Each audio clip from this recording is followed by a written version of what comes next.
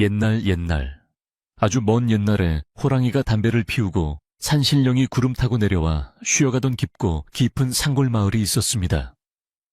이 마을은 사방이 높은 산으로 둘러싸여 있어서 겨울이 되면 눈이 허리춤까지 쌓이고 바람이 어찌나 매섭게 부는지 문풍지가 밤새도록 구슬프게 울어대는 곳이었습니다. 사람들의 발길이 뜸하고 산짐승들의 울음소리만이 골짜기를 채우는 이 외진 곳에 쓰러져가는 초가집 한 채가 위태롭게 서 있었는데, 그곳에는 병든 할머니와 단둘이 사는 효성 지극한 소녀 달래가 살고 있었습니다. 달래는 일찍 부모님을 여의고 거동이 불편한 할머니를 봉양하며 살았지만 얼굴에는 항상 해사한 웃음을 잃지 않는 착한 아이였습니다. 달래네 집은 마을에서도 가장 가난하여 겨울이면 땔감이 부족해 냉골에서 잠을 청하기 일쑤였고 끼니를 잊기도 어려워 묽은 죽으로 배를 채우는 날이 많았습니다. 하지만 달래는 불평 한마디 없이 새벽같이 일어나 산에 올라 나무를 하고 여름이면 산나무를 캐고 가을이면 도토리를 주워 할머니를 모셨습니다. 겨울이 깊어지자 산에서 먹을 것을 구하기가 힘들어졌고 달래는 떡을 만들어 장에 내다 팔기로 결심했습니다. 쌀독을 탈탈 털어나온 귀한 쌀을 씻고 불려 절구에 빻아 정성스럽게 시루떡을 쪄내면 그 구수한 냄새가 온 집안에 퍼져 잠시나마 배고픔을 잊게 해주었습니다. 어느 날은 유난히 눈이 많이 내리고 바람이 거세게 부는 날이었는데 쌀독이 바닥을 보여 달래는 떡을 팔러 나가지 않을 수가 없었습니다. 할머니는 밖이 너무 춥다며 만류하셨지만 달래는 할머니의 약값이라도 벌어오겠다며 낡은 목화솜옷을 겹쳐 입고 머리에 떡 광주리를 이고 집을 나섰습니다. 눈은 발목을 넘어 종아리까지 차올랐고 한 걸음 한 걸음 뗄 때마다 차가운 눈이 버선 속으로 스며들어 발이 꽁꽁 얼어붙는 것만 같았지만 달래는 오직 할머니에게 따뜻한 밥 한 끼와 약을 지어드릴 생각으로 고개를 넘고 또 넘었습니다.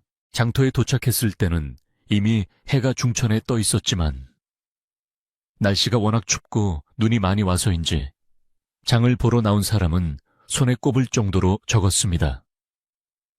달래는 시장 한구석에 자리를 잡고 앉아 지나가는 사람들을 향해 떨리는 목소리로 떡을 사라고 외쳤지만 사람들은 추위에 쫓겨 종종 걸음으로 지나칠 뿐이었습니다. 차가운 바람이 달래에 붉어진 볼을 때리고 손끝은 감각이 없어질 정도로 시려왔지만 그녀는 떡이 식지 않도록 보자기를 꼼꼼히 여미며 자리를 지켰습니다. 그렇게 몇 시즌을 떨고 있었을까. 마음씨 좋은 아주머니 한 분이 다가와 남은 떡을 모두 사주신 덕분에 달래는 빈 광주리를 들고 일어설 수 있었습니다. 떡을 판 돈을 품속 깊이 소중하게 갈무리하고 달래는 할머니가 드실 약 한 첩과 쌀 조금을 사서 서둘러 집으로 향하는 길을 재촉했습니다. 겨울 해는 짧아 어느새 상으림자가 길게 드리워졌고 사방은 어둑어둑해지며 으스스한 기운이 감돌기 시작했습니다. 눈발은 다시 굵어지기 시작하여 앞이 잘 보이지 않을 정도였고 산새들의 울음소리마저 끊긴 고요한 산길에는 달래가 눈을 밟는 뽀드득 소리와 거친 숨소리만이 들려올 뿐이었습니다. 달래는 무서운 마음을 달래려 할머니가 기다리시는 따뜻한 아랫목을 생각하며 발걸음을 빨리 했습니다. 마을로 들어가는 고개인 성황당. 고개를 넘을 때쯤 달래에 눈의 길가에 쓰러져 있는 거무튀튀한 형체가 희미하게 들어왔습니다. 처음에는 눈에 덮인 바위나 쓰러진 나무인 줄 알았으나 가까이 다가가 보니 눈 속에 파묻혀 있는 것은 다름 아닌 사람이었습니다. 달래는 깜짝 놀라 뒷걸음질 쳤지만 이 추운 날씨에 사람이 길바닥에 쓰러져 있다는 것은 죽음을 의미한다는 것을 알기에 그냥 지나칠 수가 없었습니다.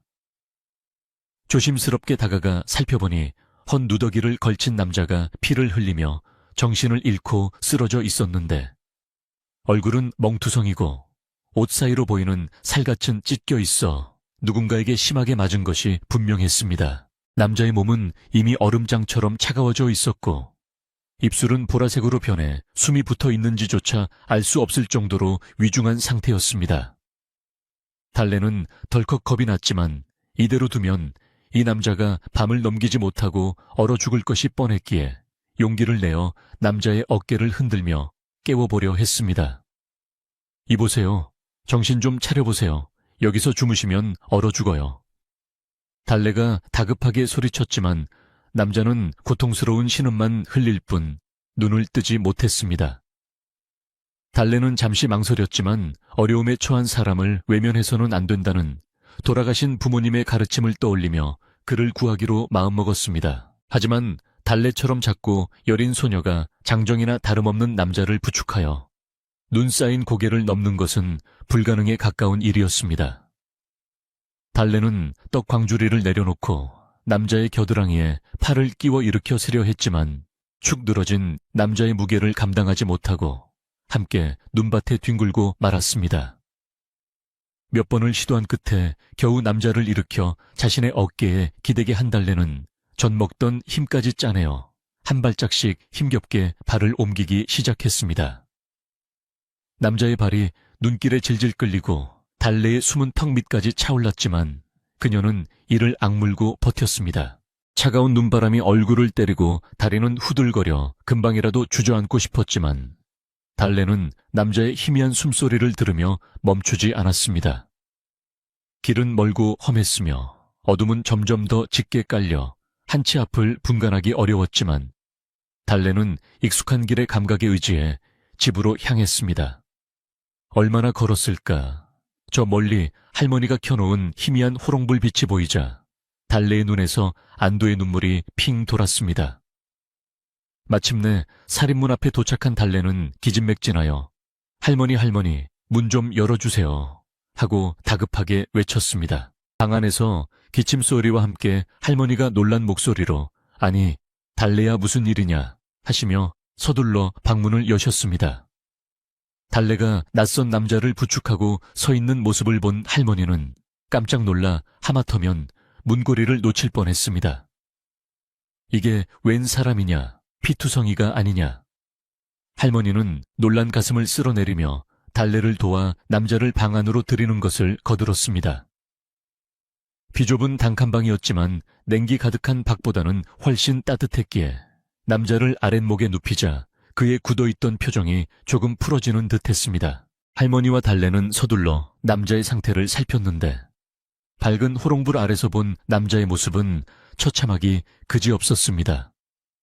온몸이 멍과 상처로 얼룩져 있었고 옷은 성한 곳 없이 찢겨 있었으며 헝클어진 머리카락 사이로 흐른 피가 얼굴에 말라붙어 있었습니다. 할머니는 혀를 차며 쯧쯧쯧 어떤 몹쓸 놈들이 사람을 이 지경으로 만들었을꼬. 산적을 만난 개로구나 하며 안타까워하셨습니다. 달래는 부엌으로 달려가 물을 데워오고 할머니가 아껴두었던 깨끗한 천을 가져와 남자의 상처를 닦아내기 시작했습니다. 따뜻한 물수건으로 얼굴의 피를 닦아내자 남자의 이목구비가 드러났는데 꽤 죄죄한 행색과는 달리 콧날이 오뚝하고 이마가 반듯하여 묘한 기품이 서려 있었습니다. 달래는 남자의 젖은 옷을 벗기고 할머니가 덮으시던 이불을 덮어주었으며 자신들은 윗목에서 서로의 천에 의지해 추위를 견뎌야 했습니다. 달래는 남자의 이마에 맺힌 식은땀을 닦아주며 제발 이 남자가 죽지 않고 깨어나기를 간절히 기도했습니다. 남자는 고열에 시달리며 헛소리를 중얼거렸지만 달래의 정성 어린 간호 덕분인지 거칠던 숨소리가 조금씩 잦아들기 시작했습니다. 밤은 깊어가고 밖에는 여전히 눈보라가 몰아치고 있었지만 작은 초가집 안은 긴장감과 함께 묘한 온기가 감돌았습니다. 달래는 오늘 하루 겪은 고단함도 잊은 채 낯선 남자의 곁을 지키며 물수건을 갈아주고 젖은 입술을 축여주었습니다.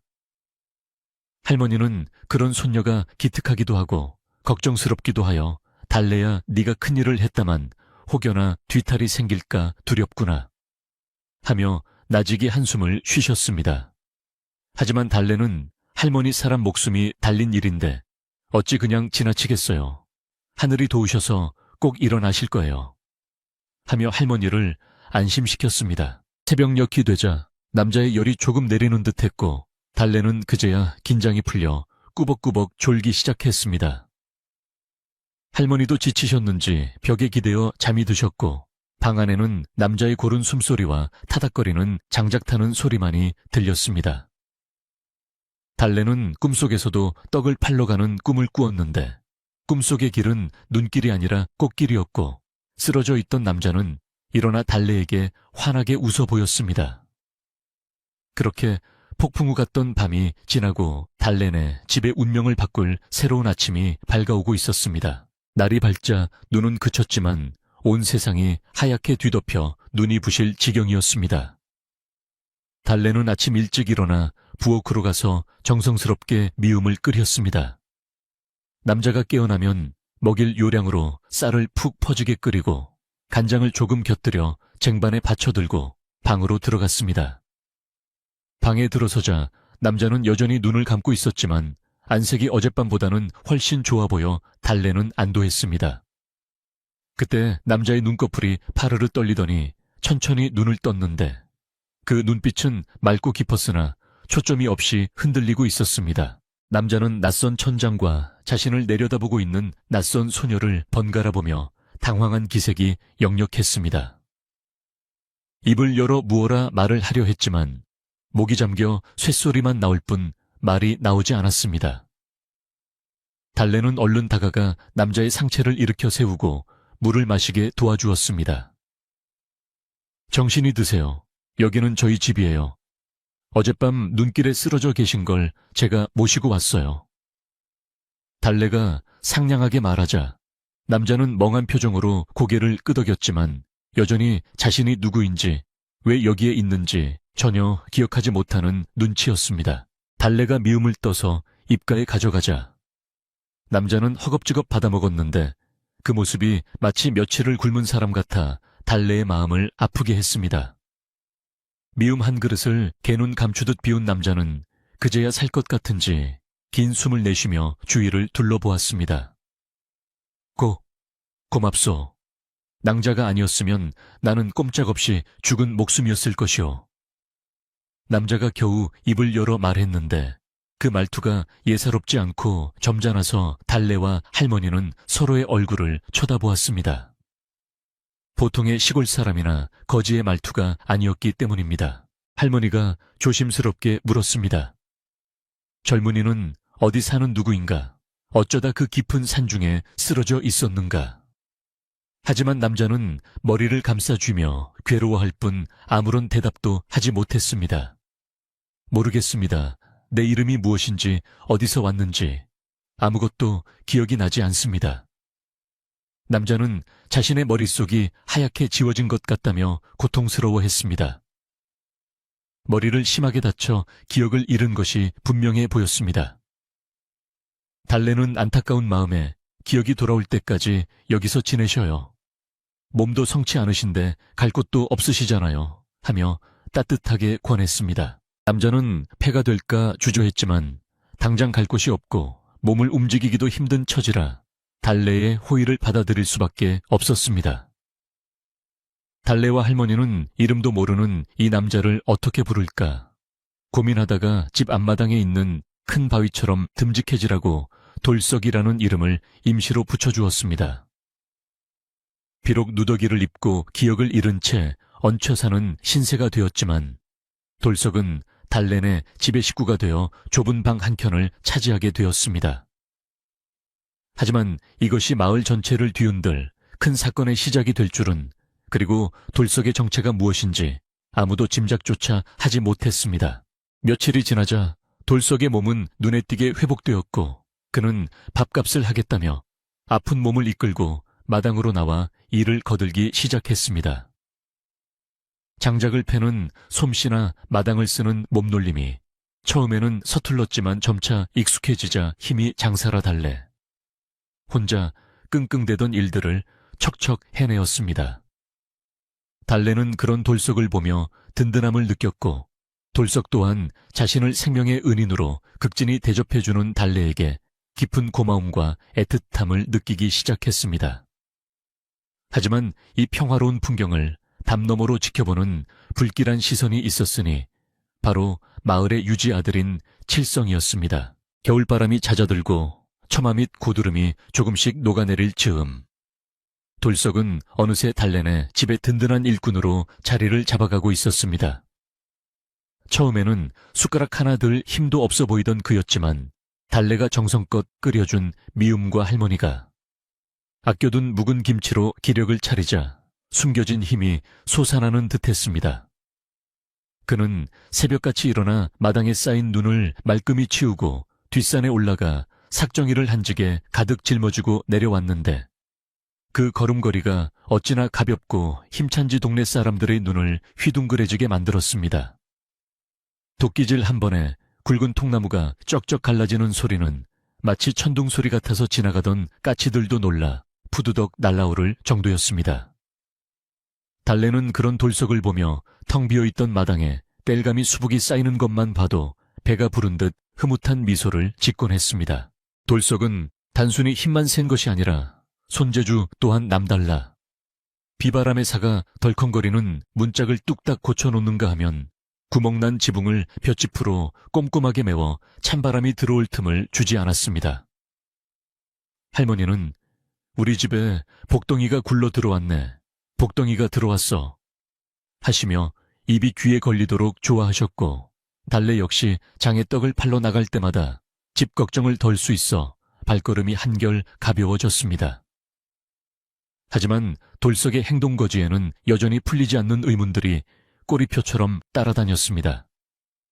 그는 밥을 먹을 때도 허겁지겁 먹는 법이 없이 정갈하게 수저를 놀렸고 가끔 먼 산을 바라보며 깊은 생각에 잠길 때면 그 눈빛에서 뿜어져 나오는 기품이 여느 시골 농사꾼과는 확연히 달랐기 때문입니다. 달래가 떡을 팔고 늦게 들어오는 날이면 돌석은 살인문 앞까지 마중을 나와 떡 광주리를 대신 받아들었는데 그때마다 달래의 가슴은 콩닥콩닥 뛰었습니다. 투박한 옷을 입고 있어도 감출 수 없는 훤칠한 키와 다부진 어깨, 그리고 달래를 바라보는 따뜻한 눈빛은 그녀의 마음속에 잔잔한 파문을 일으키기에 충분했습니다. 그러나 돌석은 여전히 자신의 과거를 전혀 기억하지 못했습니다. 가끔 머리가 깨질 듯 아파하며 괴로워할 때가 있었는데 그럴 때마다 달래는 그의 손을 꼭 잡아주며 기억하지 않으셔도 괜찮아요. 지금 이렇게 살아계신 것만으로도 감사한 일인걸요. 라고 위로하며 그의 불안한 마음을 다독여 주었습니다. 한편 이 평화롭고 소박한 행복을 시기 어린 눈으로 지켜보는 이가 있었으니 바로 마을에서 제일 가는 부자 최부잣집의 외동아들 칠성이었습니다. 칠성은 어려서부터 남부러울 것 없이 자라커만하기 짝이 없었고 마을 사람들을 제 집 하인 부리듯 대하는 아나무인의 성격을 가진 사내였습니다. 그는 마을 처녀들 중에서도 유독 곱고 착한 달래에게 눈독을 들이고 있었는데 가난하다는 이유로 은근히 무시하면서도 언젠가는 자신의 첩으로 삼겠다는 야욕을 품고 있었습니다. 그런데 며칠 전부터 달래네 집에 웬 낯선 사내가 들어와 살고 있다는 소문이 들려오자 칠성의 심기는 몹시 불편해지기 시작했습니다. 칠성은 동네 건달들을 이끌고 달래네 집 근처를 어슬렁거리며 염탐을 시작했는데 담장 너머로 보이는 돌석의 모습은 칠성의 자존심을 긁어놓기에 충분했습니다. 누더기를 걸치고 있어도 훤칠한 외모와 당당한 체격은 칠성이 가진 비단 옷으로도 흉내낼 수 없는 종류의 것이었습니다. 더욱이 달래가 돌석을 보며 수줍게 웃는 모습을 목격한 순간 칠성의 가슴 속에서는 질투의 불길이 활활 타올랐습니다. 감히 저런 근본도 없는 거렁뱅이 녀석이 내 눈독을 들인 계집과 히히덕거리다니. 칠성은 분을 참지 못하고 주먹을 부르르 떨며 바닥에 침을 퇴 뱉었습니다. 칠성은 당장이라도 달려가 돌석을 끌어내고 싶었지만 돌석이 장작을 패는 엄청난 힘을 보고는 지레 겁을 먹어 함부로 덤비지 못했습니다. 대신 그는 비열하고 음흉한 계략을 꾸미기 시작했는데 바로 마을 사람들의 입을 빌려 돌석을 쫓아내려는 수작이었습니다. 칠성은 주막에 들러 술을 마시며 사람들에게 은근슬쩍 헛소문을 퍼뜨리기 시작했습니다. 자네들 그거 들었나? 달래네 집에 굴러 들어온 그놈 말이야. 생김새가 예사롭지 않다 싶더니 옆 마을에서 소를 훔쳐 달아난 도둑놈이랑 똑같이 생겼다더군.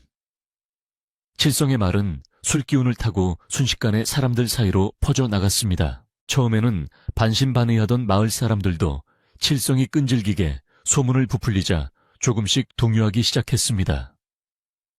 그러고 보니 그놈 눈매가 매섭고 몸놀림이 날랜 것이 보통 내기가 아니긴 했어. 어쩐지 한밤중에 피를 흘리며 쓰러져 있었다더니 관군에게 쫓기다 다친 게 분명해. 소문은 꼬리에 꼬리를 물고 눈덩이처럼 불어나 돌석은 어느새 흉악한 살인범이나 관아의 수배자가 되어 있었습니다.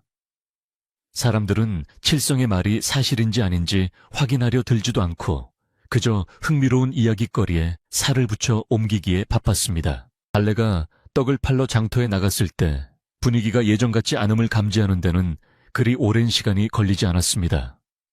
평소에는 달래야 오늘도 떡이 참 맛나 보이네 하며 반갑게 맞아주던 아주머니들이 슬금슬금 피하거나 수군거리는 것이었습니다.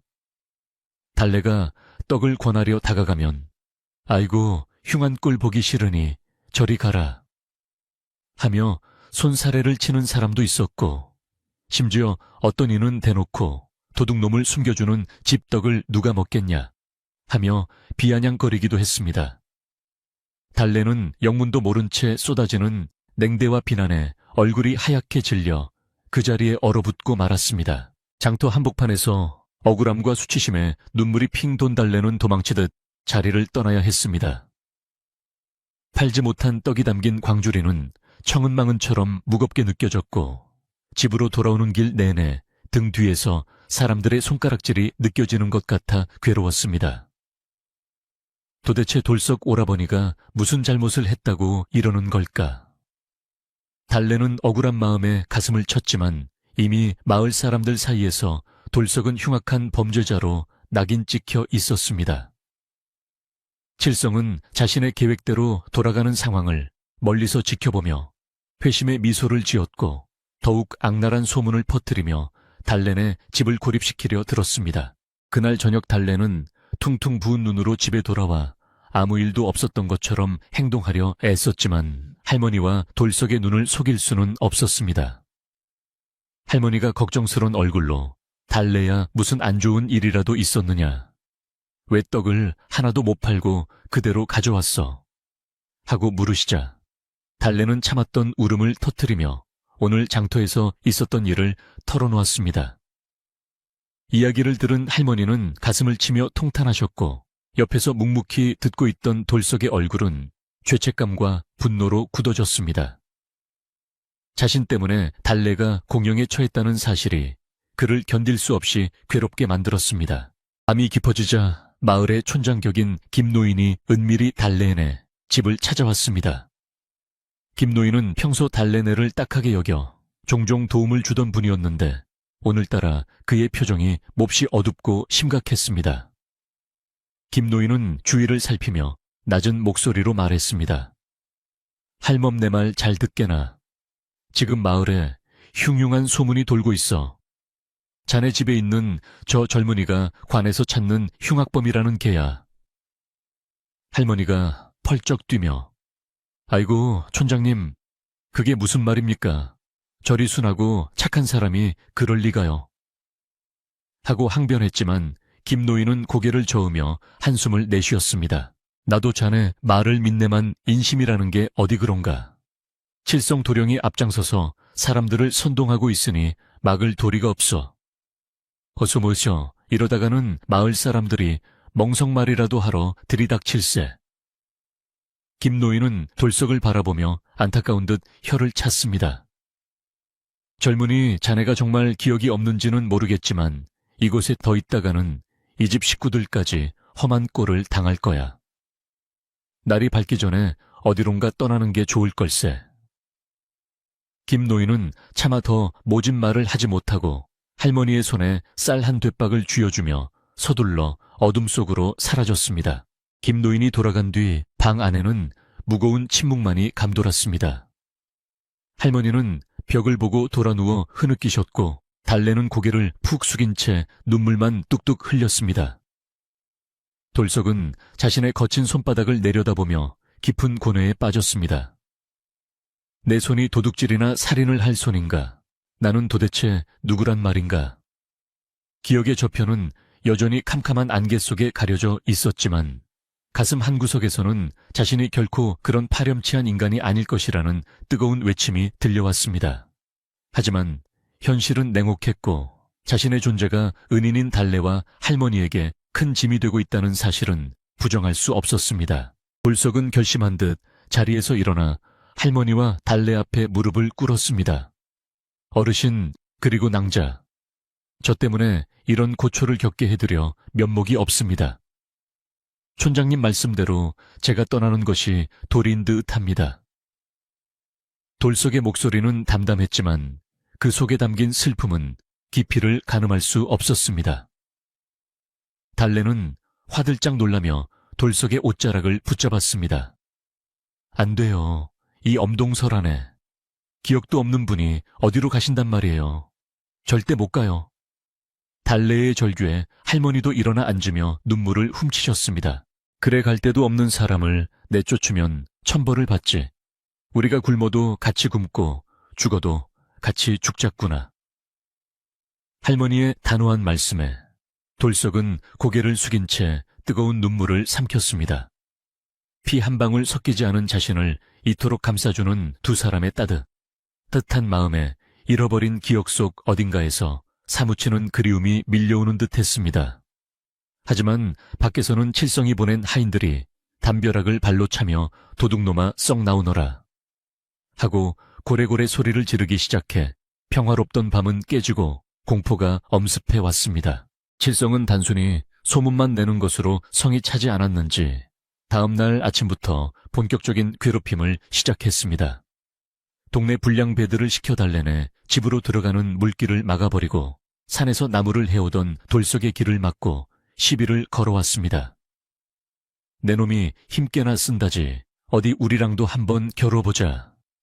그들은 돌석을 둘러싸고 깐죽거렸지만 돌석은 그들을 상대하지 않고 묵묵히 길을 비켜가려 했습니다.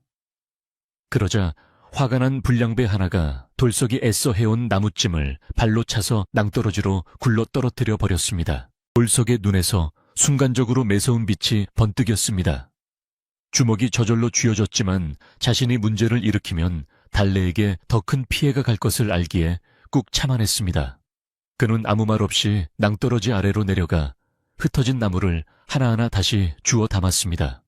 그 모습을 지켜보던 불량배들은 뭐야, 덩치만 컸지, 겁쟁이잖아 하고 비웃으며 침을 뱉고 사라졌습니다. 칠성은 이 소식을 전해 듣고 낄낄거리며 이제 곧 그놈이 제 발로 나가거나 관에 끌려가거나 둘 중 하나가 되겠군 하며 승리감에 도취되었습니다. 그러나 칠성이 간과한 것이 하나 있었으니 그것은 바로 돌석이 보여주는 기이한 행동들이었습니다.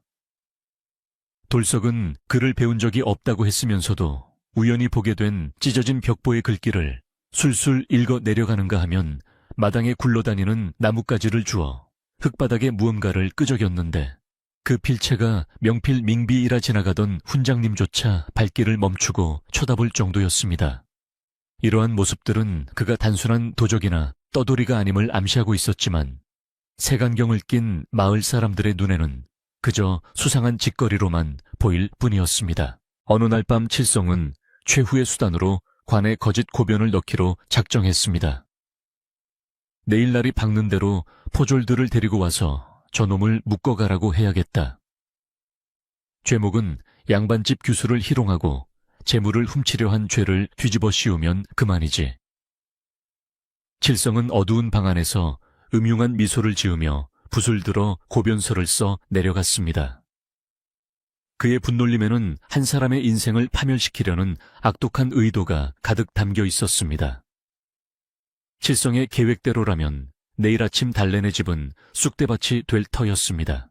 그 시각 달래네 집에서는 잠 못 이루는 밤이 계속되고 있었습니다. 달래는 불안함에 떨며 할머니 품에 파고들었고 할머니는 염주를 굴리며 부처님께 기도를 올렸습니다. 돌석은 방문을 열고 나와 차가운 밤 공기를 맞으며 하늘을 올려다 보았습니다. 먹구름 사이로 희미하게 빛나는 달을 보며 그는 중얼거렸습니다. 내일이면 모든 것이 끝날지도 모르겠구나. 하지만 이대로 당하고만 있지는 않겠다. 돌석의 눈빛은 더 이상 기억을 잃고 방황하는 자의 것이 아니었습니다. 위기가 닥쳐올수록 그의 내면 깊은 곳에 잠들어 있던 어떤 본능이 서서히 깨어나고 있었습니다. 다음 날 아침 마을 입구가 소란스러워지더니 칠성이 포졸 2명을 대동하고 위풍당당하게 나타났습니다. 저기 저 초가집이다. 저 안에 흉악한 도적놈이 숨어있다. 칠성의 고함 소리에 마을 사람들이 하나둘씩 모여들었고 달래네 집 앞은 순식간에 구경꾼들로 가득 찼습니다. 포졸들이 몽둥이를 들고 살인문을 박차고 들어오자 달래는 비명을 지르며 돌석의 앞을 가로막아 섰습니다. 안 돼요. 이분은 아무 죄가 없어요. 하지만 포졸들은 달래를 거칠게 밀쳐내고 돌석을 향해 다가갔습니다. 과연 돌석은 이 위기를 어떻게 헤쳐나갈까요? 거칠게 문을 박차고 들어온 포졸들의 기세는 사나운 맹수와도 같아서 좁은 마당은 순식간에 공포의 도가니로 변했습니다. 달래는 파랗게 질린 얼굴로 돌석의 앞을 막아섰지만 건장한 포졸들은 그녀를 짐짝처럼 옆으로 밀쳐내며 위협적인 태도로 돌석에게 다가갔습니다. 칠성은 대문 밖에서 뒷짐을 지고 서서 마치 재미있는 구경거리를 보듯 비릿한 웃음을 흘리며 그 광경을 지켜보고 있었습니다. 마을 사람들은 담장 너머로 고개를 내밀고 숨을 죽인 채 과연 이 낯선 사내가 밧줄에 묶여 끌려가게 될지 아니면 무슨 사단이라도 날지 두려움과 호기심이 섞인 눈빛으로 바라보았습니다. 할머니는 마루 끝에 주저앉아 아이고 이게 무슨 날벼락이냐 하며 가슴을 치고 통곡을 하셨습니다. 포졸 한 명이 몽둥이를 들어 올리며 내 이놈 관아의 명을 거역하고 버티는 것이냐 썩 나와서 오라를 받아라 하고 고함을 질렀습니다. 그 소리가 어찌나 큰지 처마 밑에 제빗집이 떨어질 듯 위태로웠으나 정작 당사자인 돌석은 눈 하나 깜짝하지 않고 태연자약하게 그 자리에 서 있었습니다. 그는 천천히 그러나 무게감 있는 목소리로 입을 열었습니다. 내가 죄를 지었다면 마땅히 벌을 받을 것이나 아무런 증거도 없이 무고한 사람을 죄인 취급하는 것은 국법에도 어긋나는 일이오. 그의 목소리에는 서리빨 같은 위엄이 서려 있어 고함을 지르던 포졸이 오히려 주춤하며 뒤로 한 걸음 물러설 정도였습니다. 그 모습을 지켜보던 칠성은 울화가 치밀어 올라 얼굴이 불그락푸르락해졌습니다.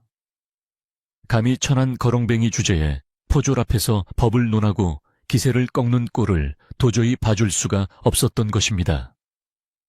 칠성은 마당으로 성큼성큼 들어와 손가락질을 하며 소리쳤습니다. 증거가 없다고 했느냐. 내 놈이 내 집 담을 넘어 훔쳐간 옷가락지가 바로 증거다. 내 오늘 내 놈의 진보다리를 뒤져서 그 증거를 찾아내고야 말겠다. 칠성의 억지 주장에 마을 사람들은 웅성거리기 시작했습니다. 그 옷가락지는 칠성네 집안 대대로 내려오는 귀한 물건으로 그것을 잃어버렸다는 소문은 아직 돌지 않았었기에 사람들은 의아해했습니다. 칠성은 하인들에게 눈짓을 보내 달래내 집을 샅샅이 뒤지라고 명령했습니다. 하인들은 신발도 벗지 않은 채 방으로 뛰어들어가 이불을 뒤집고 옷가지를 바닥에 내동댕이 치며 난장판을 만들었습니다. 달래는 안 돼요. 거기는 할머니, 약 다리는 그릇이에요. 하며 울부짖었지만 하인들은 들은 채도 하지 않고 살림살이를 부수다시피 뒤졌습니다. 부엌의 솥뚜껑이 요란한 소리를 내며 굴러떨어지고 장독대 항아리가 깨지는 소리가 마당에 울려 퍼졌습니다. 평생을 아껴 모은 세간살이가 순식간에 망가지는 것을 보는 할머니의 가슴은 찢어지는 듯 아팠습니다. 그때 방 안을 뒤지던 하인 하나가 찾았습니다. 여기 이불 틈에 숨겨져 있었습니다. 하고 외치며 밖으로 뛰쳐나왔습니다. 그의 손에는 칠성이 말한 녹색 옷가락지가 들려 있었는데 칠성은 회심의 미소를 지으며 그것을 낚아채듯 받아들었습니다. 보아라, 이래도 네가 죄가 없다고 발뺌할 테냐. 남의 집에 숨어들어 귀한 물건을 훔치고도 뻔뻔하게 시치미를 떼다니. 칠성은 옷가락지를 포졸의 눈앞에 들이대며 당장 돌석을 포박하라고 닥달했습니다. 마을 사람들은 설마 했는데 진짜였나봐 하며 수군거렸고 달래는 믿을 수 없다는 표정으로 돌석을 바라보았습니다. 하지만 돌석의 표정은 당황하기는커녕 오히려 차갑게 가라앉아 있었습니다. 그는 칠성이 들고 있는 옷가락지를 뚫어지게 쳐다보더니 입가에 조소를 띠며 말했습니다. 그 옷가락지가 정말 자네 집안의 가보란 말인가? 내 눈에는 그저 장터에서 파는 싸구려 장식품으로 보이는데. 돌석의 말에 칠성은 뜨끔하여 눈동자가 흔들렸습니다. 사실 그 옷가락지는 칠성이 돌석을 모함하기 위해 며칠 전 장터에서 헐값에 사서 하인을 시켜 몰래 달래네 방에 넣어둔 것이었기 때문입니다. 하지만 칠성은 짐짓 큰 소리를 치며 내 놈이 보물을 알아볼 리가 있겠느냐, 어디서 헛소리를 짓거리느냐 하고 윽박질렀습니다. 돌석은 한 걸음 앞으로 다가가 칠성의 손에 들린 옷가락지를 가리키며 조목조목 따지기 시작했습니다. 징휘한 옥이라면 맑은 빛이 나고 차가운 기운이 감돌아야 하거늘 저것은 탁하고 흠집이 많은 잡석에 불과하오. 게다가 가락지에 묶인 매듭을 보시오. 저것은 귀한 물건을 쌀 때 쓰는 매듭법이 아니라 짐을 묶을 때 쓰는 막매듭이 아니오. 부잣집 도령이 가보를 저리 허술하게 다룬단 말이오. 돌석의 예리한 지적에 칠성은 말문이 막혀 꿀먹은 벙어리가 되었습니다. 글도 모른다던 거지가 옥의 품질을 논하고 매듭법까지 알아보는 식견을 가졌을 줄은 꿈에도 몰랐던 것입니다. 마을 사람들의 눈초리가 다시 칠성에게로 향하며 의심의 기색이 역려해졌습니다. 그러고 보니 최 부잔의 옷가락지는 저것보다 훨씬 크고 빛이 좋았던 것 같은데 누군가 작게 속삭이자 분위기는 순식간에 반전되었습니다. 포졸들도 칠성을 흘끔거리며 난처한 기색을 보였습니다. 뇌물을 받고 오기는 했으나 눈앞에 사내가 내뱉는 말들이 워낙 이치에 맞고 당당하여 함부로 대하기가 꺼려졌기 때문입니다. 칠성은 자신의 거짓말이 들통날 위기에 처하자 얼굴이 시뻘개져서 이성을 잃고 발악하기 시작했습니다. 저놈이 혓바닥만 살아서 요망한 소리를 하는구나.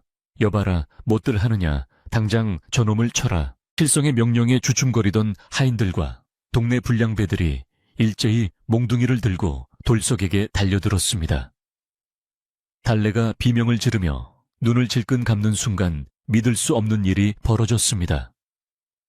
돌석이 날아오는 몽둥이를 맨손으로 막아내는가 싶더니 눈 깜짝할 사이에 상대방의 팔을 비틀어 제압해버린 것입니다.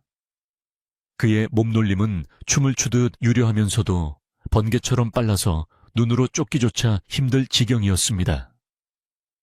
우당탕 소리와 함께 건장한 사내 서넛이 바닥에 나뒹구는 데는 채 20번 쉬는 시간도 걸리지 않았습니다. 마당은 순식간에 찬물을 끼얹은 듯 조용해졌습니다.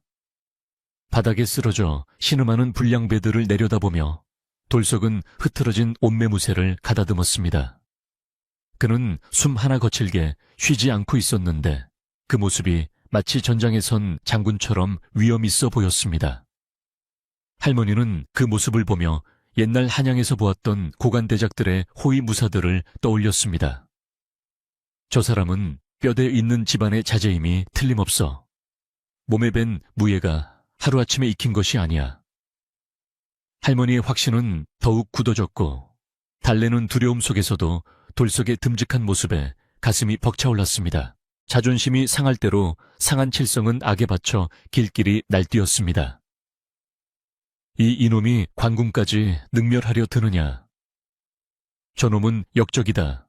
역적놈을 잡지 않고 뭐하는 개냐. 칠성은 상황을 역모주로 몰아가며 포졸들을 부추겼습니다. 역적이라는 말에 포졸들은 사색이 되어 칼을 뽑아 들었습니다. 단순한 절도범을 잡는 것과는 차원이 다른 문제였기에 그들은 살기를 띠고 돌석을 포위하기 시작했습니다. 날카로운 칼날이 햇빛을 받아 번뜩이자 달래는 다리에 힘이 풀려 그 자리에 주저앉고 말았습니다. 이제는 정말 피를 보지 않고는 끝나지 않을 상황이 되어버린 것입니다. 돌석은 뽑혀 나온 칼들을 보며 깊은 한숨을 내쉬었습니다. 그는 기억을 잃었지만 몸이 기억하는 감각은 그에게 이 상황을 피하지 말라고 속삭이고 있었습니다. 하지만 자신의 무력으로 포졸들을 다치게 한다면 달래와 할머니까지 위험해질 것이 뻔했습니다. 그는 주먹을 불끈 쥐고 결단을 내려야 했습니다. 그때 돌석의 머릿속을 스치고 지나가는 강렬한 기억의 파편이 있었습니다. 어린 시절 아버지의 손을 잡고 보았던 거대한 상단의 깃발, 그리고 그 깃발에 그려져 있던 문양. 그것은 지금 칠성의 옷자락에 달린 장식과는 비교할 수 없는 조선 천주를 호령하는 거상의 상징이었습니다. 돌석은 천천히 고개를 들어 칠성과 포졸들을 똑바로 응시했습니다. 그의 눈빛은 아까와는 완전히 달라져 있었습니다. 혼란스러움은 사라지고 상대를 압도하는 강렬한 기운만이 가득했습니다. 칼을 거두시오. 나는 도망가지 않겠소. 하지만 나를 죄인 취급하며 묶으려 든다면 내 목숨을 걸고서라도 저항할 것이오. 그리고 그 결과가 어찌 되든 뒷감당은 오로지 당신들의 몫이 될 것이오. 돌석의 섰을 퍼런 경고의 포졸 대장은 침을 꿀꺽 삼켰습니다. 이 남자를 함부로 베었다가는 나중에 큰 화를 입을 것 같은 불길한 예감이 등골을 스치고 지나갔기 때문입니다. 팽팽한 대치가 이어지는 가운데 마을 입구 쪽에서 뽀얀 흙먼지가 피어오르기 시작했습니다. 처음에는 작은 점처럼 보이던 것이 점점 가까워지며 땅을 울리는 말발굽 소리가 들려왔습니다. 한두 필의 말이 아니었습니다. 수십 마리의 말이 달리는 굉음은 마치 지진이 난 것처럼 마을 전체를 뒤흔들었습니다. 사람들의 시선이 일제히 그곳으로 쏠렸습니다. 칠성도 포졸들도 그리고 돌석마저도 싸움을 멈추고 멍하니 그 광경을 바라보았습니다. 상골 마을에서는 평생 한번 볼까 말까 한 화려한 행렬이 깃발을 나부끼며 달려오고 있었던 것입니다. 행렬의 선두에는 화려한 비단옷을 입은 기수들이 길을 열고 있었고 그 뒤로 웅장한 가마와 수많은 호위 무사들이 따르고 있었습니다. 가마의 덮개에는 황금실로 순화진 문양이 햇빛을 받아 눈부시게 빛나고 있었는데 그것은 돌석이 방금 기억해낸 바로 그 문양이었습니다. 돌석의 심장이 거세게 뛰기 시작했습니다. 잃어버렸던 기억의 조각들이 하나둘씩 맞춰지며 자신이 누구인지 왜 이곳에 쓰러져 있었는지가 안개 거치듯 선명하게 떠오르기 시작했습니다. 그의 이름은 돌석이 아니었습니다. 그는 조선 팔도의 상권을 쥐고 흔드는 대행수의 하나뿐인 아들이었던 것입니다. 칠성은 갑작스러운 고관대작의 행체에 기가 질려 입을 다물지 못했습니다. 저런 대단한 행렬이 왜 이 누추한 상월마을, 그것도 달래내 집 쪽으로 오는지 도무지 이해할 수 없었습니다. 설마 아니겠지, 저 거지가. 칠성의 머릿속에 스치는 불길한 생각은 그를 공포로 몰아넣었습니다. 만약 자신의 짐작이 맞는다면 오늘 자신이 저지른 짓은 멸문지화를 당해도 할 말이 없는 대역죄가 될 수도 있었습니다. 칠성은 슬금슬금 뒷걸음질치며 도망칠 구멍을 찾으려 했지만 이미 다리가 후들거려 한 발자국도 뗄 수가 없었습니다. 말발굽 소리가 달래내 집 앞에서 멈추고 호위 무사들이 일사불란하게 움직여 마당을 에워쌌습니다. 그들의 기세는 칠성이 데려온 동네 건달들이나 포졸들과는 비교조차 할 수 없을 만큼 압도적이었습니다. 무사들은 마당에 있는 사람들을 양쪽으로 갈라 세우고 길을 텄습니다. 그리고 가마의 문이 천천히 열리며 백발이 성성하지만 눈빛 많은 형형한 노신사가 지팡이를 짚고 내려왔습니다. 그의 표정은 잃어버린 자식을 찾는 어미의 심정처럼 절박하고도 애타 보였습니다. 노신사는 마당을 둘러보다가 찢어진 옷을 입고 서 있는 돌석과 눈이 마주쳤습니다. 순간 노신사의 눈에서 굵은 눈물방울이 주르륵 흘러내렸습니다. 아들아, 내 아들아 살아있었구나. 정녕 살아있었어. 노신사는 체면도 잊은 채 달려와 돌석을 와락 껴안았습니다. 돌석 안이 대행수의 아들은 아버지의 품에 안겨 참았던 눈물을 터뜨렸습니다. 아버지, 불효자식을 용서하십시오. 그 광경을 지켜보던 달래와 할머니는 놀라움에 입을 다물지 못했고 칠성은 그 자리에 털썩 주저앉아 사시나무 떨듯 떨기 시작했습니다. 모든 기억을 되찾은 돌석은 천천히 아버지의 품에서 나와 차가운 눈빛으로 칠성을 내려다보았습니다. 이제 그는 더 이상 힘없는 떠돌이가 아니었습니다. 조선 최고의 거부, 그 막강한 힘을 가진 후계자로서 자신의 은인을 괴롭히고 자신을 모함했던 자들을 단죄할 준비를 마친 것입니다. 마당에는 무거운 침묵만이 흘렀고 오직 돌석의 입에서 나올 처분만을 모두가 숨죽여 기다리고 있었습니다. 과연 돌석은 칠성과 그 무리들에게 어떤 벌을 내릴까요? 그리고 달래와의 인연은 어떻게 이어지게 될까요? 마당을 가득 메운 정적 속에서 대행수의 울음소리만이 구슬프게 울려 퍼지자 험악했던 분위기는 순식간에 숙연해졌습니다. 방금 전까지 돌석을 죄인 취급하며 오라를 씌우려던 포졸들은 사색이 되어 쥐고 있던 몽둥이를 스르르 놓쳤고 칠성은 다리가 풀려 바닥에 털썩 주저앉은 채 멍하니 그 광경을 바라볼 뿐이었습니다. 대행수는 아들의 얼굴을 어루만지며 죽은 줄로만 알았던 금쪽 같은 자식이 살아 돌아온 것에 대해 천지신명께 감사드리고 또 감사드렸습니다. 돌석 아니 대행수의 외아들인 현우는 아버지의 거친 손길에서 전해져 오는 뜨거운 부정, 후칭에 목이 메어 아무 말도 할 수 없었습니다.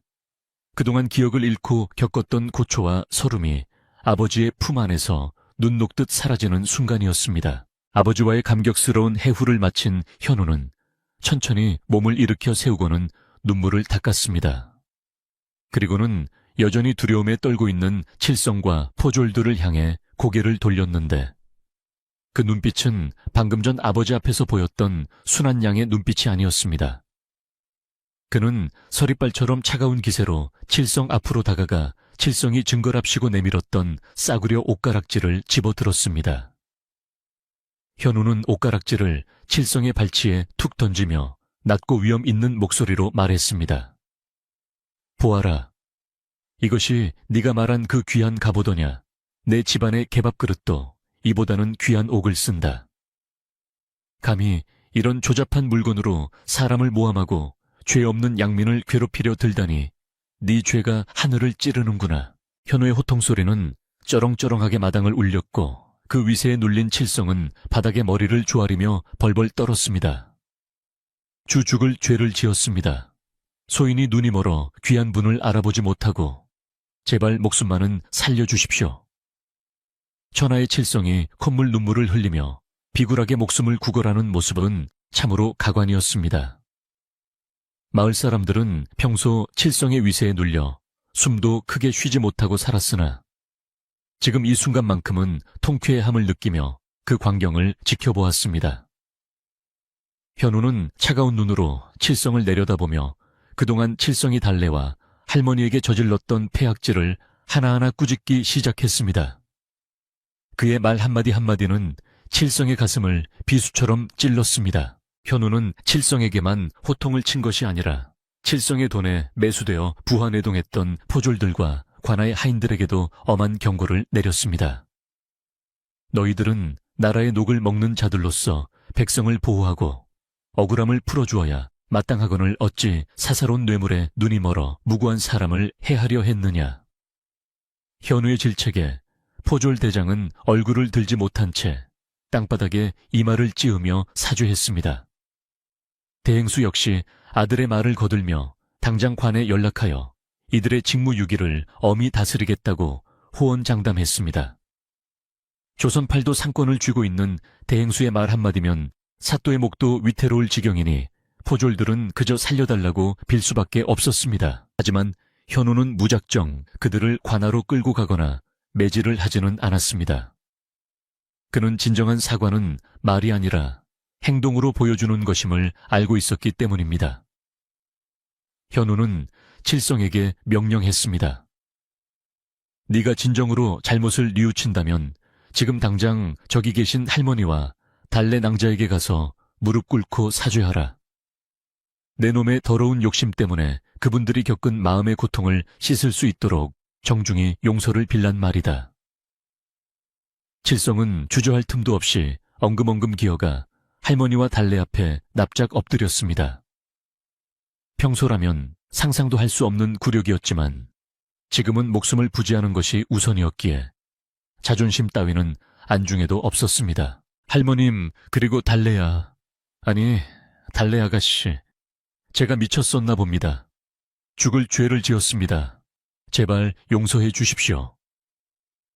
칠성은 바닥에 머리를 쿵쿵 찌으며 눈물로 호소했습니다. 달래는 그 모습을 보며 마음이 복잡해졌습니다. 저토록 기세등등하던 사람이 하루아침에 이렇게 비참해질 수 있다는 사실에 인생의 무상함을 느꼈기 때문입니다. 할머니는 깊은 한숨을 내쉬며 칠성을 바라보았습니다. 젊은이 남의 눈에 눈물 나게 하면 제 눈에는 피눈물이 나는 법이야. 이번 일로 깨달은 바가 있다면 다시는 마을 사람들을 괴롭히지 말게나. 할머니의 자비로운 말씀에 칠성은 감복하여 더욱 크게 울음을 터뜨렸습니다. 사태가 정리되자 현우는 아버지인 대행수에게 부탁하여 칠성과 그 무리들을 집 밖으로 내보냈습니다. 칠성은 대행수의 호위 무사들에게 끌려가듯 쫓겨났고 마을 밖으로 멀리 사라질 때까지 뒤도 돌아보지 못했습니다. 마을 사람들은 칠성이 쫓겨나는 모습을 보며 환호성을 질렀지만 한편으로는 자신들이 칠성의 거짓말에 소가 달래와 돌석을 의심했던 것에 대해 부끄러움을 느꼈습니다. 그들은 슬금슬금 눈치를 보며 자리를 피하려 했지만 현우는 그들을 불러 세우지 않았습니다. 그저 묵묵히 그들이 스스로의 잘못을 깨닫기를 바랄 뿐이었습니다. 마당은 다시 고요를 되찾았지만 그 공기는 이전과는 확연히 달랐습니다. 모든 소란이 끝나고 나자 대행수는 비로소 달래와 할머니에게 다가와 정중하게 허리를 숙였습니다. 천하의 거상이 허름한 상월 소녀와 노파에게 고개를 숙이는 모습은 실로 놀라운 광경이었습니다. 내 아들의 목숨을 구해주신 은인들에게 뭐라 감사의 말씀을 드려야 할지 모르겠습니다. 짐승도 은혜를 입으면 갚을 줄 아는데 하물며 사람이 어찌 이를 잊겠습니까? 두 분은 우리 가문의 생명의 은인이십니다. 대행수의 진심 어린 말에 할머니는 손사래를 치며 당황해 하셨습니다. 아이고, 대행수 어른. 저희는 그저 사람 도리를 했을 뿐입니다. 누구나 그런 상황이었다면 똑같이 했을 것입니다. 현우 역시 아버지 옆에 서서 달래를 바라보며 따뜻한 미소를 지었습니다. 화려한 비단 옷을 입은 아버지와 달리 여전히 누더기를 걸치고 있었지만 이제 그의 얼굴에서는 더 이상 기억을 잃은 자의 불안함은 찾아볼 수 없었습니다. 낭자, 그리고 할머님. 제가 기억을 잃고 바보처럼 지낼 때 저를 가족처럼 따뜻하게 보살펴 주신 은혜는 평생 잊지 못할 것입니다.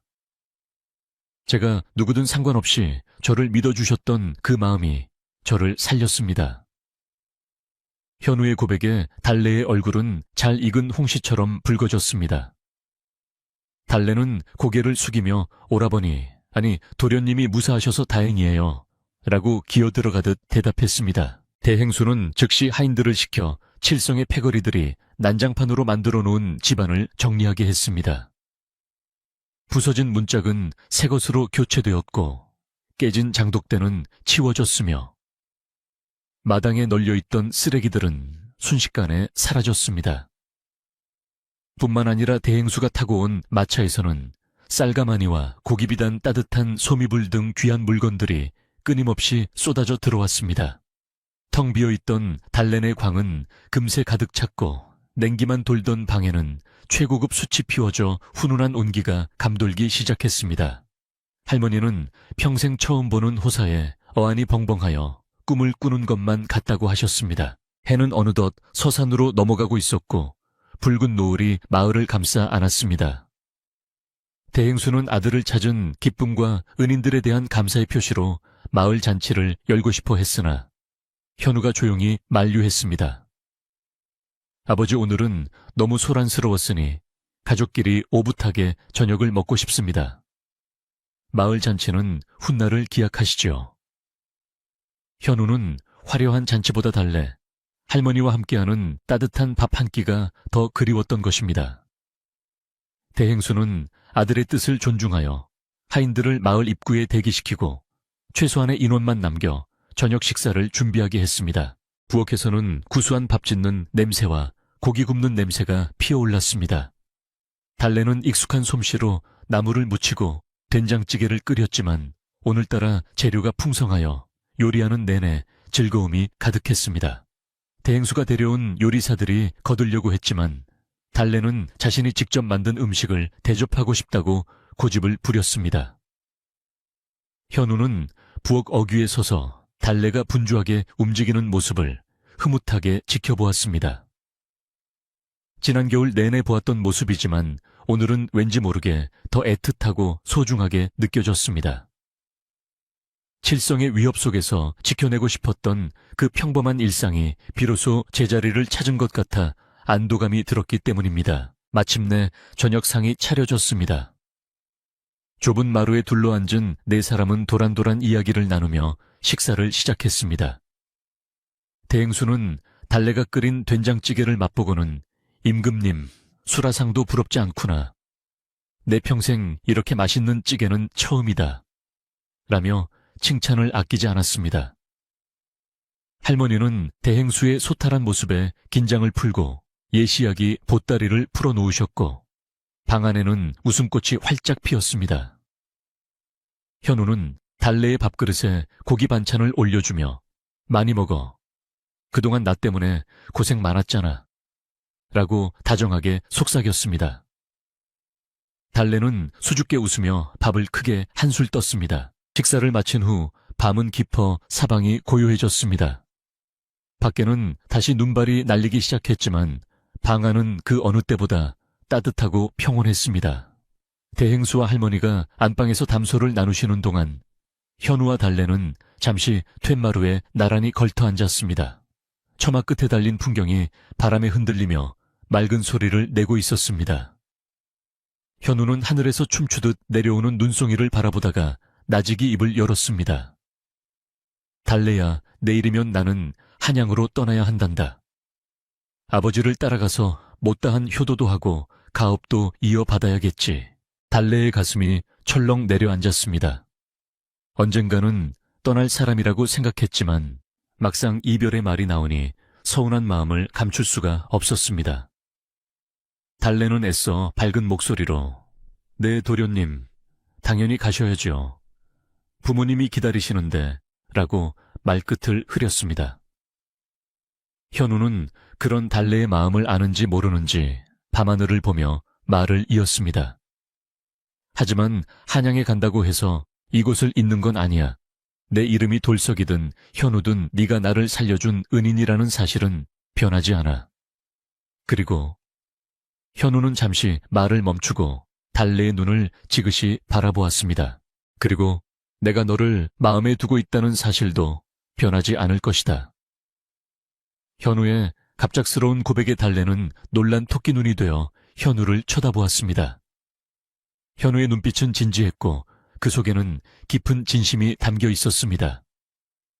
내가 한양에 가서 정리를 좀 하고 다시 데리러 올 때까지 기다려줄 수 있겠느냐? 너와 할머니를 모시고 가서 편안하게 살게 해주고 싶구나. 달래는 너무나 벅차오르는 감동에 눈시울이 붉어졌습니다. 신분의 차이, 가난한 처지, 모든 걱정이 현우의 따뜻한 말 한마디에 눈 녹듯 사라지는 것 같았습니다. 달래는 말없이 고개를 끄덕였습니다. 그 끄덕임은 천마디의 말보다 더 깊은 약속이었습니다. 현우는 달래의 어깨를 감싸 안았고 두 사람은 눈 내리는 밤의 정취를 느끼며 한참 동안 그렇게 앉아 있었습니다. 마당에 쌓인 눈은 달빛을 받아 보석처럼 반짝였고 멀리서 들려오는 개 짖는 소리마저 평화롭게 들렸습니다. 칠성의 횡포와 억울한 누명으로 얼룩졌던 지난 며칠간의 악몽은 이제 완전히 끝이 났습니다. 이제 그들에게 남은 것은 따뜻한 이별과 희망찬 재회의 약속뿐이었습니다. 할머니는 문틈으로 두 사람의 모습을 지켜보며 안도의 한숨을 쉬셨습니다. 평생 고생만 한 손녀에게 드디어 볕들날이 찾아왔음을 직감했기 때문입니다. 조상님이 도우셨어. 착하게 살면 복을 받는다는 말이 헛말이 아니었구먼. 할머니는 두 손을 모아 합장하며 감사의 기도를 올렸습니다. 방 안의 호롱불이 심지를 태우며 타닥타닥 소리를 냈고 밤은 더욱 깊어만 갔습니다. 폭풍우가 지나간 자리에 평온이 찾아오듯 달래내 집에도 진정한 평화가 깃들고 있었습니다. 날이 밝으면 현우는 떠나겠지만 그것은 영원한 이별이 아니라 새로운 시작을 위한 잠시의 안녕임을 모두가 알고 있었습니다. 달래는 내일 아침 현우가 떠나는 길에 들려 보낼 떡을 만들기 위해 쌀을 담가야겠다고 생각했습니다. 그가 가장 좋아했던 쑥 인절미를 넉넉히 만들어 가는 길에 배가 고프지 않도록 챙겨주고 싶었습니다. 눈보라치던 날 쓰러져 있던 낯선 사내와의 만남이 이렇게 귀한 인연으로 이어질 줄은 꿈에도 몰랐지만 달래는 이 모든 것이 운명이라 믿으며 감사한 마음으로 잠자리에 들 준비를 했습니다. 밖에는 여전히 하얀 눈이 소복소복 쌓이고 있었지만 더 이상 춥게 느껴지지 않았습니다. 달래네 집 지붕 위로 쌓이는 눈은 마치 축복처럼 포근해 보였고 내일 아침이면 세상은 더욱 깨끗하고 환하게 빛날 것 같았습니다. 이제 마지막 이야기, 현우가 떠난 뒤에 마을 풍경과 훗날의 약속이 이루어지는 아름다운 결말만을 남겨두고 있습니다. 달래와 현우의 이야기는 과연 어떻게 매듭지어질까요? 다음 날 아침 밤새 내리던 눈이 그치고 산골 마을에는 눈부신 햇살이 비쳐들었습니다. 처마 끝에 매달린 수정 같은 고드름이 아침 햇살을 받아 영롱하게 빛나고 온 세상은 하얀 소미불을 덮은 듯 평화롭고 고요했습니다. 달래는 새벽달기 울기 전부터 일어나 부엌에서 분주하게 움직였습니다. 한양으로 떠나는 현우 도련님과 대행수 어른이 가시는 길에 시장하지 않도록 밤새 불린 찹쌀을 시루에 앉히고 정성스럽게 떡을 찌고 있었습니다. 구수한 떡 냄새가 차가운 새벽 공기를 타고 마당으로 퍼져나가자 떠날 채비를 하던 하인들도 코를 킁킁거리며 군침을 삼켰습니다. 달래의 마음은 떡을 찌는 시루처럼 뜨겁기도 하고 이별의 아쉬움에 안개처럼 흐릿하기도 했습니다. 현우는 단정한 옷차림으로 방에서 나와 부엌으로 향했습니다. 어제까지 입었던 누더기 대신 아버지가 가져온 비단옷을 입은 그는 이제 영락없는 귀공자의 모습이었습니다. 부엌 문기에 서서 달래의 뒷모습을 바라보는 현우의 눈빛에는 애틋함이 가득했습니다. 달래야, 아침부터 고생이 많구나. 내 정성이 담긴 떡을 먹고 가면 한양까지 가는 길이 하나도 힘들지 않을 것 같다. 현우의 목소리에 놀라 뒤를 돌아본 달래는 쑥스러운 듯 얼굴을 붉히며 웃었습니다. 도련님, 먼 길 가시는데 빈속으로 보내드릴 수는 없지요. 쑥 인절미를 넉넉히 했으니 가시면서 틈틈이 드세요. 달래는 갓 쪄낸 따끈한 떡을 콩고물에 묻혀 예쁜 보자기에 정성껏 싸서 건넸습니다. 마당개는 대행수 일행이 떠날 준비를 마쳤습니다. 짐을 실은 말들이 입김을 내뿜으며 발을 구르고 있었고 호위무사들은 질서 정연하게 대열을 갖추었습니다. 대행수는 할머니의 두 손을 꼭 잡고 다시 한번 감사의 인사를 전했습니다. 어르신, 제가 한양에 가서도 이 은혜는 절대 잊지 않겠습니다. 그리고 제 아들이 약속한 대로 조만간 다시 사람을 보내 모시러 올 테니 그때까지 부디 건강하게 지내십시오. 대행수는 말뿐만 아니라 할머니와 달래가 당분간 걱정 없이 살 수 있도록 넉넉한 재물과 곡식 그리고 마을의 제일 가는 논밭 문서를 남겨두었습니다. 칠성 같은 자가 다시는 넘볼 수 없도록 관에도 단단히 일러두었으니 이제 달렌의 집을 건드릴 사람은 아무도 없을 터였습니다. 드디어 작별의 시간이 다가왔습니다. 현우는 말에 오르기 전 달래에게 다가와 품속에서 작은 놀이개 하나를 꺼내어 쥐어주었습니다. 붉은 산호와 옥으로 장식된 그 놀이개는 한눈에 봐도 귀한 물건임이 분명했습니다. 이것을 징표로 가지고 있어라. 이 놀이개를 볼 때마다 나를 기억해 다오. 눈이 녹고 꽃이 피면 반드시 너를 데리러 오겠다. 현우의 굳은 약속에 달래는 눈물이 그렁그렁 맺힌 눈으로 고개를 끄덕였습니다. 네, 도련님, 꼭 기다리고 있겠습니다. 몸 조심히 다녀오세요. 두 사람은 아쉬움에 잡은 손을 쉽게 놓지 못했지만 갈 길 바쁜 행렬을 더 이상 지체할 수는 없었습니다. 현우가 말에 올라타자 행렬이 서서히 움직이기 시작했습니다. 마을 사람들은 모두 나와 그 광경을 지켜보며 고개를 숙여 배웅했습니다.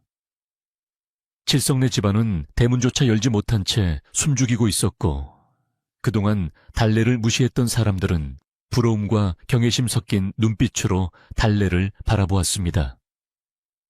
현우는 마을 어귀를 돌아나갈 때까지 몇 번이고 뒤를 돌아보며 손을 흔들었습니다. 달래는 행렬이 점이 되어 사라질 때까지 까치발을 하고 서서 자리를 지켰습니다. 찬바람이 불어와 옷깃을 여미게 했지만 손에 꼭 쥐고 있는 놀이개에서 전해지는 온기가 달래의 마음을 따뜻하게 데워주었습니다. 현우가 떠난 뒤 달래네 집의 풍경은 완전히 달라졌습니다. 더 이상 끼니를 걱정할 필요가 없게 되었고 낡은 초가집은 대행수가 보내준 일꾼들에 의해 번듯한 기와집으로 수리되었습니다. 하지만 가장 크게 변한 것은 마을 사람들의 태도였습니다. 예전에는 달래가 지나가도 본체 만취하거나 무시하던 사람들이 이제는 먼저 다가와 달래 아씨, 안녕하세요 하며 허리를 굽혀 인사했습니다. 심지어 칠성의 부친인 최 부자마저 달래네 집에 찾아와 과거의 일을 사과하며 귀한 과일을 선물로 보내오기도 했습니다. 할머니는 사람 팔자 시간 문제라더니 오래 살고 볼 일이로구나 하시며 허허 웃으셨습니다. 겨울이 가고 봄이 찾아왔습니다. 산과 들에는 진달래와 개나리가 흐드러지게 피어났고 얼어붙었던 계곡물은 졸졸졸 노래하며 흘렀습니다. 달래는 현우가 떠난 후에도 게으름을 피우지 않고 여전히 부지런하게 생활했습니다.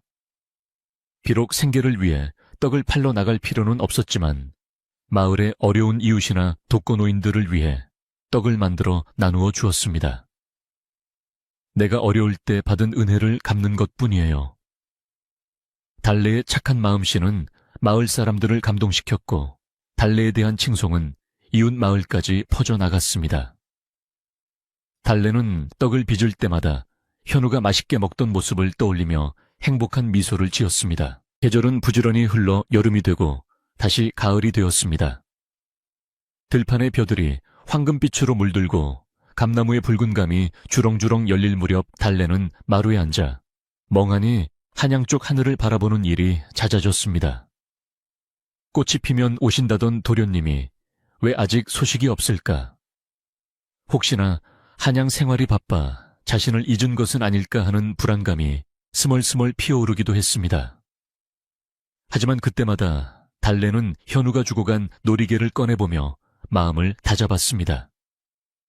그분의 눈빛은 거짓이 아니었어. 반드시 오실 거야. 달래는 할머니 몰래 성황당에 가서 현우의 무사 귀환을 비는 정화수를 떠놓고 기도를 올리곤 했습니다. 그러던 어느 맑은 가을날 오후였습니다. 마을 입구 정자나무 아래 모여있던 사람들이 웅성거리며 소란스러워지기 시작했습니다. 저기 좀 봐. 저게 무슨 행렬이야. 사또 행차인가. 멀리 신장로를 따라 깃발을 앞세운 긴 행렬이 들어오고 있었는데 그 규모가 지난 겨울 대행수가 왔을 때보다 훨씬 크고 화려했습니다. 풍악을 울리는 악공들이 앞장서고 그 뒤로 청사초롱을 든 하인들과 말이 끄는 꽃가마가 줄지어 따르고 있었습니다. 마을 사람들은 하던 일을 멈추고 모두 길가로 뛰쳐나와 구경하느라 정신이 없었습니다. 행렬은 곧장 달래내 집 앞으로 향했습니다. 대문 밖이 소란스러워지자 달래와 할머니가 무슨 일인가 싶어 밖으로 나왔습니다. 그리고 달래는 자신의 눈을 의심했습니다. 말 위에서 멋지게 내리는 사람은 다름 아닌 현우였습니다. 하지만 예전의 누더기 차림이나 떠날 때의 모습보다 훨씬 늠름하고 관록이 붙은 모습이었습니다. 그는 짙은 남색 관복을 입고 머리에는 사모를 쓰고 있었는데 그 풍채가 가히 일국의 재상감이라 할 만했습니다. 현우는 달래를 보자마자 환하게 웃으며 다가왔습니다. 달래야, 내가 너무 늦게 왔지. 한양에서 일을 처리하고 혼례 준비를 하느라 조금 지체되었구나. 달래는 꿈인지 생시인지 분간이 가지 않아 멍하니 서 있다가 현우의 따뜻한 목소리를 듣고서야 왈칵 눈물을 쏟았습니다. 도련님, 정말 오셨군요. 정말로. 달래가 말을 잇지 못하자 현우는 다정하게 달래의 어깨를 감싸주었습니다. 현우는 곧이어 할머니 앞으로 가서 큰 절을 올렸습니다. 어르신, 약속드린 대로 달래를 맞이하러 왔습니다. 이제 저희와 함께 한양으로 가시지요. 그곳에 두 분이 편히 지내실 수 있는 큰 집을 마련해 두었습니다. 할머니는 감격에 겨워 현우의 손을 잡고 고맙네 고마워. 내 죽기 전에 이런 호강을 다 누려보는구먼 하시며 눈시울을 붉히셨습니다. 현우가 가져온 함 한이 들어오고 마을은 순식간에 잔치 분위기로 바뀌었습니다. 대행수는 이번에는 마을 사람 모두를 위해 거대한 잔치를 베풀었습니다. 소를 잡고 돼지를 잡고 떡과 술이 넘쳐나서 마을 개들까지 배불리 먹을 정도였습니다. 칠성은 마을 구석에서 이 광경을 훔쳐보며 부러움과 후회의 한숨을 쉬었지만 아무도 그에게 관심을 두지 않았습니다. 마을 사람들은 달래가 가마에 오르는 모습을 보며 개천에서 용 났다고 하기도 하고 착한 사람은 결국 복을 받는다며 덕담을 아끼지 않았습니다. 달래는 곱게 단장하고 연지곤지를 찍은 채 수줍지만 행복한 표정으로 마을 사람들에게 작별 인사를 했습니다. 떠나는 날 하늘은 구름 한 점 없이 맑고 푸르렀습니다. 달래와 할머니를 태운 가마가 움직이기 시작하자 풍악 소리가 울려 퍼지고 사람들의 환호성이 메아리 쳤습니다. 달래는 가마 창문 너머로 정들었던 산천과 집을 바라보았습니다. 비록 가난하고 힘들었지만 부모님과의 추억이 서려 있고 현우를 처음 만났던 소중한 곳이기에 발길이 쉽게 떨어지지 않았습니다. 하지만 이제는 든든한 서방님이 된 현우가 말 위에서 듬직하게 앞길을 인도하고 있었기에 달래의 마음은 두려움보다 설렘으로 가득 찼습니다. 현우와 달래의 행렬은 고개를 넘어 한양으로 향했습니다. 전하는 말에 따르면 한양에 도착한 달래는 대행수의 며느리로서 지혜롭고 어질게 집안을 이끌어 칭송이 자자했다고 합니다. 또한 가난한 사람들을 돕는 일에 앞장서서 떡 파는 며느님이라는 별명으로 불리며 백성들의 사랑을 한 몸에 받았다고 전해집니다. 현우는 아버지의 뒤를 이어 조선 최고의 거상이 되었지만 항상 초심을 잃지 않고 달래와 함께 검소하고 베푸는 삶을 살았습니다. 두 사람은 검은 머리가 팥뿌리가 될 때까지 서로를 아끼고 사랑하며 스을해 자녀를 많이 두고 행복하게 살았다고 합니다. 세월이 흘러 달래네가 살던 산골마을의 그 집은 복을 부르는 집이라 불리며 마을 사람들에게 전설처럼 전해 내려오게 되었습니다. 겨울밤 눈이 펑펑 쏟아지는 날이면 할머니들은 손주들을 무릎에 앉히고 이 이야기를 들려주곤 했습니다. 착한 마음씨는 언젠가 반드시 보답을 받는다는 따뜻한 교훈과 함께 말이죠. 오늘 밤 여러분의 꿈속에도 달래가 빚은 고소한 떡 냄새와 현우 도련님의 듬직한 미소가 찾아가기를 바랍니다. 눈 내리는 밤의 이야기는 여기서 끝을 맺습니다. 모두 편안하고 따뜻한 밤 보내시길 바랍니다.